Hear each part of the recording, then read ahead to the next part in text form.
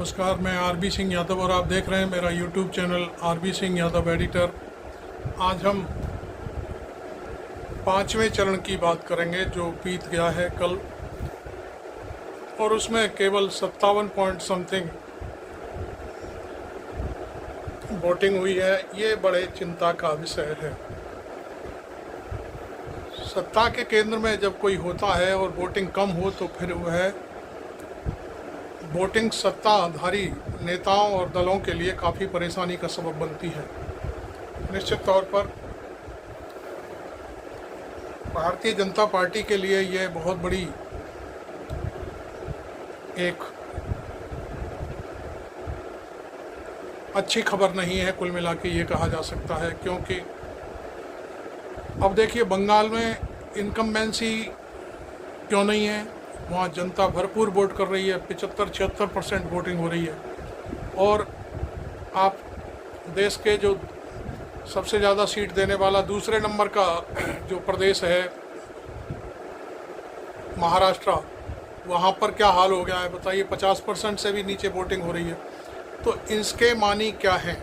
इसका मतलब ये है कि महाराष्ट्र ने भारतीय जनता पार्टी की सरकार जो बनी हुई है, जोड़ तोड़ करके, खरीद फरोख्त करके उसको नकार दिया है और वोट करने नहीं आई है। वह वोट इसलिए भी नहीं करने आई है कि वोट देने से फ़ायदा ही क्या होगा। जब एमपी और एमएलए बिक जाते हैं तो फिर ऐसे लोगों को वोट देने का कोई मतलब नहीं होता। ये लोगों की अपनी भड़ास हो सकती है। हालांकि मेरे साथ जो जहन में बात है वो ये है कि लोग वोट करें और ज़्यादा से ज़्यादा वोट करें। इस बात को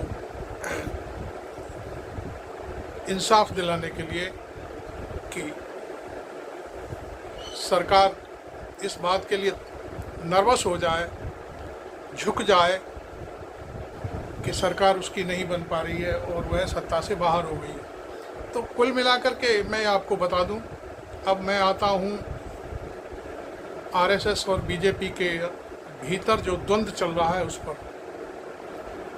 यहाँ नंबर 1 और नंबर 1 की लड़ाई चल रही है। नंबर 1 कौन है? आरएसएस तो नंबर 1 है, हमारे हिसाब से तो नंबर 1 ही है। भारतीय जनता पार्टी 2ym दर्जे की उसकी हैसियत है आरएसएस के सामने।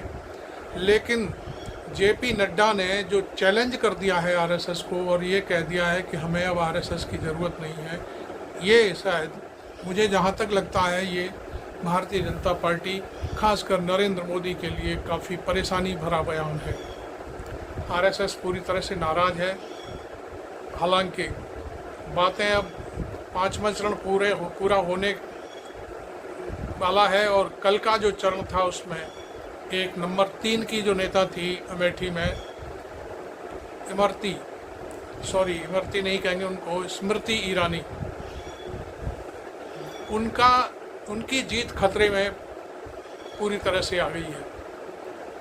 और कुछ लोगों का कहना है कि अमित शाह और नरेंद्र मोदी ने उनके जो बढ़ता दबदबा है इसलिए उनके पर कतर गए और इसीलिए नरेंद्र मोदी उनके यहाँ प्रचार करने नहीं गए हैं। एक पत्रकार ने तो मुझे यहाँ तक बताया कि स्मृति ने भारतीय जनता पार्टी के अलावा आरएसएस में अपनी पूरी पैठ बना ली है। ये बात एक नई पता चली है और ये बात थी मानव संसाधन मंत्रालय जब उनके पास था तब। उन्होंने पूरे देश में जहाँ जहाँ विश्वविद्यालय हैं उन सब में कुलपति, रजिस्ट्रार और इस तरह से बहुत सारी अन्य चीज़ें आरएसएस के लोगों को फिट कर दिया है। आप जानते हो किसी भी शिक्षा के क्षेत्र में यदि आपको विजय प्राप्त करनी है तो वहाँ पर अपना कुलपति बैठा दो, वो नियुक्तियाँ भी करेगा आपकी और भी काम साधेगा, आपको मान्यताएं भी देगा, बहुत सारी चीज़ें होती हैं आप जानते हो। तो ये सारा काम स्मृति ईरानी ने आरएसएस के लिए किया है, इसलिए वो शायद कुछ स्मृति ईरानी के प्रति अपनी धारणा को बदल कर चलता है। आरएसएस जानता है कि उसने हमारे लिए काम किया है तो वो उसका बदला भी चुकाता है। खैर, जब ये सब चीज़ें पता चली कि स्मृति आरएसएस के लिए काम कर रही हैं तो उन्होंने तत्काल उसे उठा करके बाल विकास मंत्रालय, कपड़ा मंत्रालय जैसे छोटे छोटे मंत्रालयों में भेज दिया। हालांकि अब ये बात सामने आई है कि अमित शाह केवल उनको सांत्वना देने के लिए उनके गढ़ में एक दिन रैली करने गए थे। उस रैली में भी ऐसा पर्दाफाश करा दिया कि जो भीड़ लाई गई थी वो खरीद फरोख्त करके लाई गई थी। 100-100 रुपये पर महिलाएं आई थी। वहाँ एक सबूत के तौर पर हम कह सकते हैं एक पत्रकार की पिटाई भी कर दी जब उसने ये वीडियो रिकॉर्ड किया था। तो मैं समझता हूँ कि स्मृति ईरानी अमेठी से बिल्कुल पूरी तरह से हरा कर के ही जनता वहाँ की दम लेगी। और केएल शर्मा आप जानते हो, वो उनको प्रचारित किया जा रहा है कि वो पीए हैं राहुल गांधी के। चलिए मान लिया वो पीए हैं, यदि पीए से ईरानी हार जाती हैं तो ये कितनी बड़ी गजब की बेइज्जती होगी। हालांकि मैं आपको बता दूं कि वहाँ पर बहुत कुछ उनके पक्ष में है। 2.5 लाख यादव हैं अमेठी पर, 20% मुसलमान हैं अमेठी पर। ठाकुरों ने वहाँ पे पंचायत कर ली है। एक ठाकुर एमएलसी हैं जो केएल शर्मा का पूरा प्रबंधन कर रहे हैं और वो कांग्रेस के एमएलसी हैं। वहाँ उन्होंने बताया कि पूरा जो ब्राह्मण समाज का जमात है पूरी की पूरी 80% लोग केएल शर्मा को वोट दे रहे हैं। पूरा जातिवाद चल गया है और बैकवर्ड सारा का सारा केएल शर्मा को जा रहा है, जिसमें मुस्लिम और यादव खासकर सबसे आगे हैं। वो समाजवादी पार्टी का वोटर है, लेकिन उन्होंने कसम खा लिया कि अब की बार ईरानी को हरा कर के ही यहाँ से दम लेंगे। अब बात आती है दलित वोट की। दलित वोटों में पूरी तरह से सेंध लग चुकी है। राहुल गांधी बार बार संविधान दिखाते हैं अपना देश का, जब भी मंच पर जाते हैं संविधान की एक किताब रखते हैं साथ में और कहते हैं खतरे में है, बचाओ इस संविधान को। लोग बड़ी उनकी बात को सुनते हैं। तो ये सारी चीज़ें स्मृति ईरानी को नरेंद्र मोदी ने निपटा दिया है। जो उनके यहाँ सभा करने नहीं गए, इसके मानी यही बात सामने आ रही है। अब मैं आपको बताऊं, राहुल गांधी से नरेंद्र मोदी अब घबरा गए हैं। उनके पास कोई मुद्दा नहीं है, जबकि राहुल गांधी और अखिलेश यादव के पास तमाम मुद्दे हैं। मुद्दों की कोई कमी नहीं है। बेरोजगारी, भ्रष्टाचार और महंगाई, वो 3 बातें करते हैं। चौथा संविधान उन्होंने जोड़ लिया है कि संविधान खतरे में है, और उनके तमाम नेताओं के बयान दिखा देते हैं कि देखो इसने ये कहा है। तो ये सारी चीज़ें हैं। अब वास्तविकता यह है कि मोदी हर जो चुनाव का चरण आता है उसमें कोई ना कोई बोल बदल लेते हैं अपने। सबसे पहले उन्होंने प्रॉपर्टी आपकी छीन लेंगे, आपके पास 4 बीघा खेत है तो 2 बीघा कांग्रेस ले लेगी। आपके मंगलसूत्र मुस्लिम महिलाओं को दे दिए जाएंगे। उसके बाद भैंस 2 हैं तो 1 रह जाएगी। इस तरह की बातें मुसलमानों का खुलकर विरोध किया, फिर वो पलटी मार गए एक इंटरव्यू में। इसी तरह से अब वो राहुल गांधी को पहले पप्पू कहते थे, अब शहजादा कहने लगे हैं।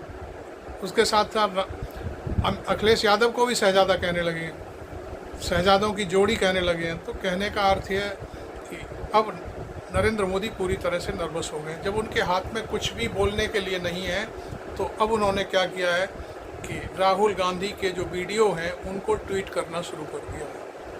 राहुल गांधी ने एक बार ये कहा था कि आप चाहो मैं नरेंद्र मोदी से वही करा लेता हूँ, और वो करा लिया। राहुल गांधी ने एक वीडियो बना करके ट्वीट किया और उसी को नरेंद्र मोदी ने ट्वीट कर दिया। तो कहने का अर्थ ये था कि राहुल गांधी ये कह रहे थे आप जो कहो मैं नरेंद्र मोदी से वो करा लूँगा। देखिए मैंने अपना वीडियो चलवा दिया उनकी अपनी उस पर ट्विटर हैंडल पर।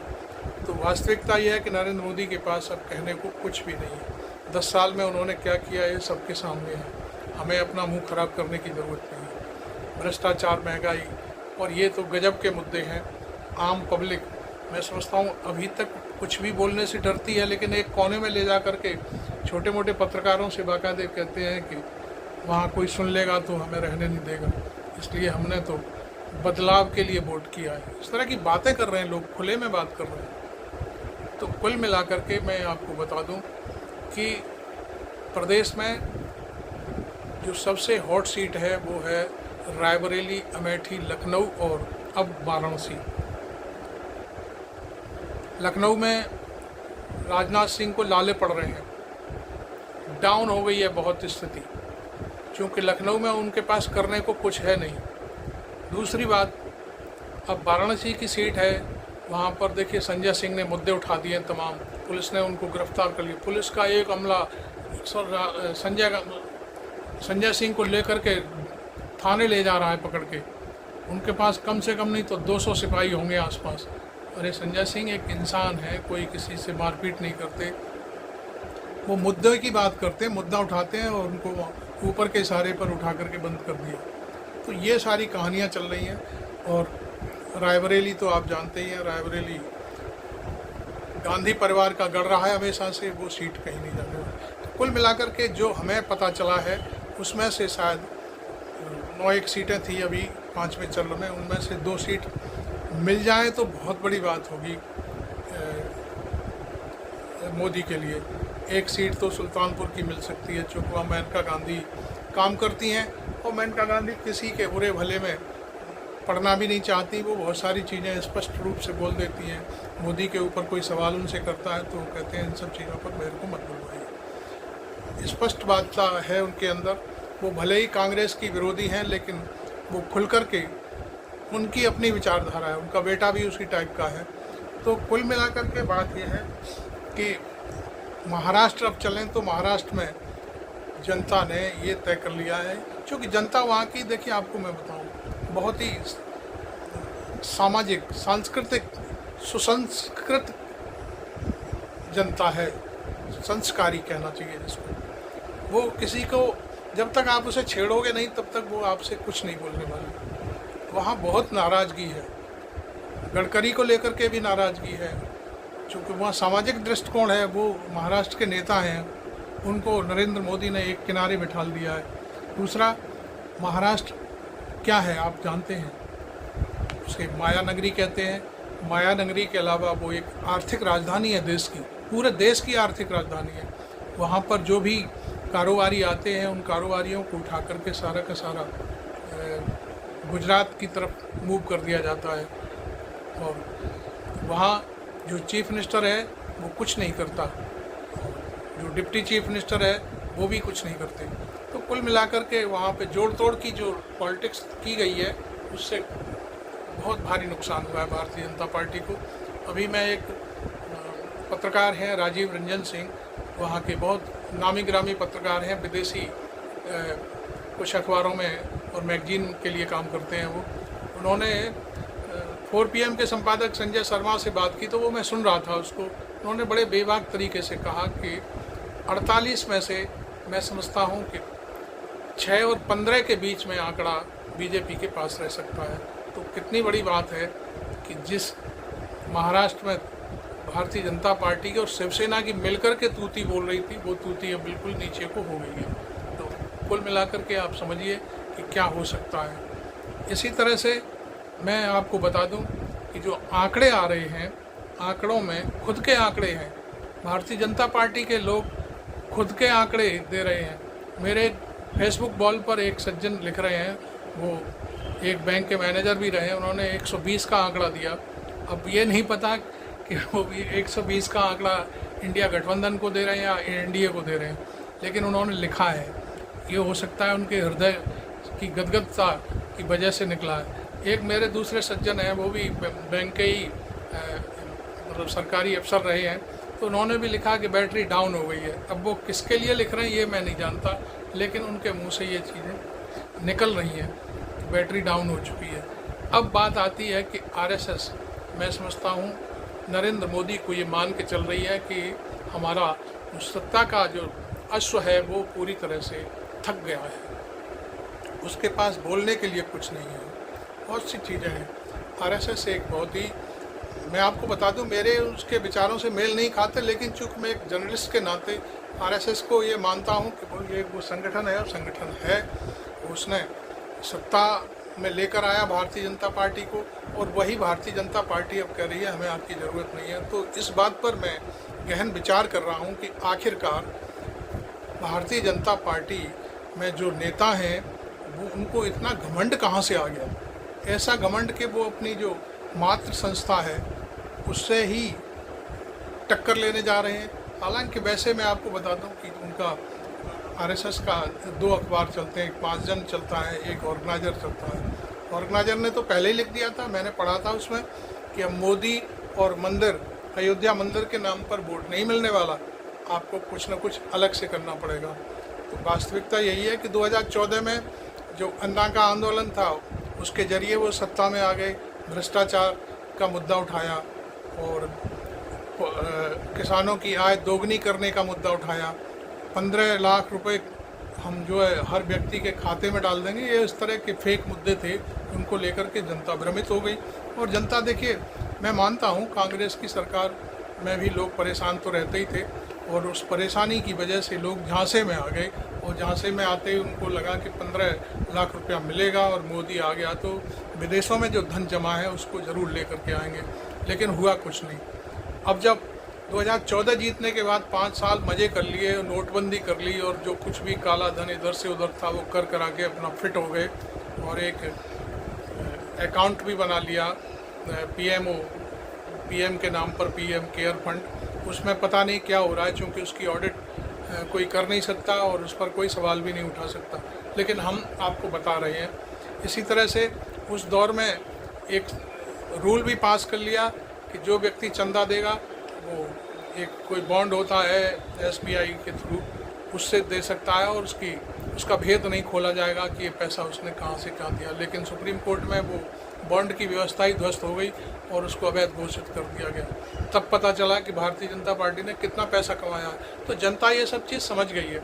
हालांकि कोई टीवी चैनल बताए या ना बताए, बातें तो लोगों तक पहुंची जाती हैं। झूठ जिस तरह से फैलता है, सच्चाई को दबाया जा सकता है थोड़ी देर के लिए, लेकिन जब वो उभर करके आता है सामने तो वो बहुत दूर तक जाती हैं बातें। तो वो सारी जनता को पता चल गई कि भारतीय जनता पार्टी ने किस तरह से नामा बटोरा है। और अभी एक दिन तो खुद नरेंद्र मोदी ये कहने लगे, उनके मुंह से निकल गया कि बोरों में नोट भर के अडानी अंबानी राहुल गांधी को भेज रहे हैं, और इस टेम्पो से जा रहे हैं। बताइए, कोई वैन वैन भी नहीं, टेम्पो जो होता है जिसमें सवारियां ढोते हैं, माल वाल ढोते हैं, उसके जरिए नोट जा रहे हैं। तो ये बात भी जनता पूरी तरह समझ गई कि हमारे प्रधानमंत्री थक चुके हैं, अब उनके पास कोई बात नहीं रही है कहने को। उनका जो भी वो मुद्दा उठाते हैं, जो भी वो बोलते हैं, वो एक दिन हेडलाइन बनता है, उसके दूसरे दिन ख़त्म हो जाती है कहानी। उस पर कोई विचार नहीं करता। केवल गोदी मीडिया है, खोलो जिस टीवी चैनल को खोलो वहाँ पे नरेंद्र मोदी की गारंटी, नरेंद्र मोदी की फ़ोटो, नरेंद्र मोदी के काम जो भी उन्होंने किए वो सब दिखाई देते हैं, लेकिन उसकी हकीकत कोई सामने नहीं लाता। जनता की आवाज़ आप कभी नहीं देख सकते, किसानों की बात टीवी पे नहीं मिलेगी अब। तो ये सारी चीज़ें जनता खुद समझ गई है, और जनता बोर भी हो गई है। जैसे आप मेरी शक्ल देखते हो रोज़ाना, तो हो सकता है कुछ लोग बोर भी हो जाते हैं। मैं देखता रहता हूँ, कुछ लोग मेरे सब्सक्रिप्शन से हट जाते हैं, क्योंकि मेरे को जहाँ तक सब्सक्रिप्शन मिलते हैं उसमें से मैं सवेरे या शाम को जब खोल कर देखता हूँ अपने स्टूडियो में जाके, तो पता चलता है कि 4-6 लोगों ने मेरा सब्सक्रिप्शन वापस ले लिया। तो खैर, ये इस तरह की चीज़ें होती हैं। और ऐसे ही नरेंद्र मोदी की जब शक्ल देखते हैं तो लोग टीवी चैनल बदल लेते हैं। कुल मिलाकर के आरएसएस ने जो कहा था वही सच है। और 2019 में जब कोई मुद्दा नहीं था तो उस समय पुलवामा एक मुद्दा बनाया गया, उसका जवाब आज तक नहीं मिला है। आपको मालूम है कि जम्मू कश्मीर के जो राज्यपाल थे मलिक साहब, उन्होंने तमाम बातें उठाई। क्या जनता उनको सुनती नहीं है? सब सुनती है। वो जनता ने उसको अपने दिल में भी रखा हुआ है कि मलिक साहब क्या कह रहे हैं। आज तक उस मुद्दे में ये पता नहीं चल पाया कि आरडीएक्स जो था, आरडीएक्स वो कहाँ से आया, कौन लेकर आया। और मलिक साहब ने कहा कि हम जहाज़ से सैनिकों को वहाँ भेजेंगे, तो उस फाइल को इधर से इधर क्यों घुमाया गया और बाई रोड सैनिकों को क्यों भेजा गया। तो ये एक सोची समझी एक रणनीति का हिस्सा है, और उसी मुद्दे पर उन्होंने चुनाव जीत लिया, और वो आज तक उसी मुद्दे को फिर दोहराना चाहते हैं। अभी पिछले 3-4 दिन से एक मामला चल रहा है, हालांकि वो फुस हो चुका है कि ऑक्युपाइड कश्मीर है वो लेके रहेंगे, और जाने क्या क्या बयान दे रहे हैं। आमतौर पर 2-3 नेता हैं, बाकी का तो पता नहीं, 3-4 हो सकते हैं, बस ऑक्युपाइड कश्मीर का गाना गाते रहते हैं। 10 साल से क्या कर रहे थे, आपको करना ही था तो 2014 के तत्काल बाद ऑक्यूपाइड कश्मीर को अपने कब्जे में ले लेना चाहिए, तो किसी ने मना किया था या किसी ने रोका था? आपने 370 हटाई, आपको किसने रोका? किसी ने नहीं रोका, क्योंकि आप सक्षम थे, आपकी सरकार थी। जो विरोध करने वाले हैं उनका काम विरोध करना है, ठीक है। मेरी भी आपसे विचारधारा नहीं मिलती है, कोई बात नहीं, लेकिन मैं आपका क्या बिगाड़ सकता हूँ? कुछ नहीं। तो इसी तरह से यदि ऑक्यूपाइड कश्मीर को आप लेना चाहते तो तत्काल ले सकते थे। अब आप 15वीं साल में जाने के लिए आप ये गाना क्यों गा रहे हैं? ये इसका मतलब जनता जानती है, जनता समझती है। आप हिंदुस्तान पाकिस्तान करते हो, आप हिंदू मुस्लिम करते हो। जब आपकी कहीं दाल नहीं गलती है तो आप इस तरह की बयानबाजी करते हो। तो ये सारी चीज़ें समझ गए, आरएसएस भी समझ गई है। आरएसएस 10 साल में जो चीज़ें नहीं हो पाई हैं, आरएसएस उनको करना चाहती है। मैं मानता हूँ कि आरएसएस कांग्रेस विरोधी है, महात्मा गांधी की विरोधी थी, और महात्मा गांधी की हत्या भी हुई आरएसएस के जरिए। तो कुल मिलाकर के सारी बातें ठीक हैं, लेकिन कुछ बातें तो उनकी अच्छी होंगी। वो विकास चाहते हैं, देश को महान बनाना चाहते हैं, देश को विश्वगुरु बनाना चाहते हैं, लेकिन यहाँ तो विश्वगुरु कुछ नहीं है। आप देखिए, आप किसी भी इंडेक्स में जाके देखिए, भारत का कहीं कोई नंबर नहीं है, जबकि वो बार बार कहते हैं हम तीसरे नंबर की इकनॉमी होने जा रहे हैं। कहाँ है तीसरे नंबर की इकनॉमी? खाने को 5 किलो अनाज बांट रहे हो लोगों को, और उससे जब वो कहते हैं कि 5 किलो अनाज से क्या होता है, तेल कहाँ से आएगा, नमक कहाँ से आएगा? केवल क्या गेहूँ, चने और चावल को ऐसे सूखा भूख लेंगे? तो ये सारी चीज़ें बहुत मुद्दे की बातें हैं, और कहीं आपका कोई कंट्रोल नहीं है। निजीकरण की तरफ बढ़ रहे हैं, रेलवे को, जहाज़ों को, और जो भी एयरपोर्ट वगैरह है उनको सबको बेचते चले जा रहे हो। जो संपत्तियाँ कांग्रेस ने बनाई थी उनको सबको बेच रहे हो, और कहते हो नेहरू ने कुछ नहीं किया। एक बार तो नरेंद्र मोदी ने यहाँ तक कह दिया कि इस देश में पैदा होने पर हमको बहुत शर्म आती है। बताइए, आप जिस देश के प्रधानमंत्री हैं उससे पहले आप कहते थे आपको शर्म आती है। तो कुल मिलाकर के बहुत सी ऐसी बातें हैं। आरएसएस नहीं चाहती कि मोदी इस तरह की बयानबाजी करें जिससे जनता आहत हो। वास्तविकता यही है, आरएसएस चाहती है कि एक फ्लो के जरिए काम होना चाहिए, और लेकिन उसके मुताबिक कोई काम नहीं हो रहा। आरएसएस हर जगह खड़ी रहती है, लेकिन अब पिछले 10 साल में आपने देखा हो आरएसएस का कोई भी सिपाही, कोई भी, कहने का मतलब जो उनके वर्कर हैं, कहीं भी आपको दिखाई नहीं देते, क्योंकि उनकी कोई चलती नहीं है। उनको एक बगल कर दिया गया है। अब सारा का सारा खेल नरेंद्र मोदी और अमित शाह ने अपने हाथ में ले लिया है। अब केजरीवाल ने आज जो सवेरे सवेरे प्रेस कॉन्फ्रेंस की है उसमें साफ कह दिया है कि 300 सीटें पार कर रहा है इंडिया गठबंधन, सरकार बनेगी। उनसे जब पूछा गया कि आप वो प्राइम मिनिस्टर बनने वाले हैं, तो उन्होंने साफ कर दिया कि ऐसा कुछ भी नहीं है। इस तरह की बेवकूफ़ी भरी कोई कहानियाँ गढ़ रहा है तो उसको मुबारक। उन्होंने कहा कि ममता दीदी आ गई साथ में तो ये सीटें 325 भी हो सकती हैं, लेकिन 300 के आसपास अकेला इंडिया गठबंधन ला करके अपनी 4 जून को सरकार बनाने जा रहा है। तो ये उनकी बहुत बड़ी बात है। उन्होंने, ऐसा नहीं है एक तीर से 2 निशाने साधे। उन्होंने कहा कि अमित शाह के लिए वोट मांग रहे हैं पूरे चुनाव में नरेंद्र मोदी, क्योंकि नरेंद्र मोदी अब पीएम नहीं रह सकते, क्योंकि उनको इतना जो 400 का नारा है वो पूरा नहीं हो रहा। तो जनता को उन्होंने कई बार पहले भी कहा था, जैसे ही जेल से छूट के आए, कि अमित शाह के लिए वोट मांगे जा रहे हैं। लेकिन उन्होंने आज ये बात भी क्लियर कर दी, अमित शाह को चैलेंज करते हुए कहा कि आपके लिए भले ही वोट मांगा गया लेकिन आप पीएम नहीं बन सकते। तो ये बहुत बड़ी बात है। उन्होंने एकदम क्लैरिफिकेशन दे दिया और साफ कर दिया कि इंडिया गठबंधन की सरकार आ गई। अब आप देखिए, अखिलेश यादव और राहुल गांधी की पिछले दिनों फतेहपुर में, फतेहपुर में कौन सी सीट है, इलाहाबाद, इन 2-3 सीटों पर जब उनकी रैली थी, फूलपुर में तो हेलीकॉप्टर से नहीं उतर पाए दोनों नेता, और वहीं से कह दिया हाथ जोड़ करके भाई नमस्कार और आप वोट दीजिए। इतनी भीड़ थी, हेलीकॉप्टर को दोबारा से वहीं उड़ना पड़ा। दूसरी बात, आपको मालूम है इलाहाबाद में जो डी बनती है VIP, जहाँ भाषण होता है मंच के लिए, उस डी को चारों तरफ से घेर लिया, मंच को घेर लिया, और पब्लिक छूना चाहती थी दोनों नेताओं को, कैसे भी हाथ मिल जाए। तो कुल मिलाकर के ये सब क्या है, ये सब आक्रोश है मोदी के खिलाफ। दूसरा, अभी बाराबंकी में भी यही हाल हुआ है। बाराबंकी में जब उनका हेलीकॉप्टर पहुंचा अखिलेश यादव का, वहाँ भी लेने के देने पड़ रहे थे। हाथ पैर फूल गए पुलिस के। पुलिस भीड़ को रोक ही नहीं पा रही। भीड़ है, भीड़ क्या करेगी?